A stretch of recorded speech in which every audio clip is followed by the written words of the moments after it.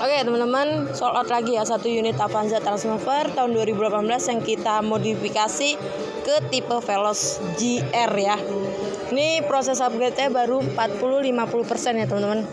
Nanti ini bempernya nggak warna hitam, nggak. Nanti bempernya akan menjadi warna putih sama dengan unitnya. Ya, velgnya pun juga nanti bakal dipasang ring 15 dan ban baru. Oke, ini untuk tampilan dalamnya. Nah, ini konsumennya minta kursinya diganti menjadi kursi yang paten ya, sarung jok yang paten.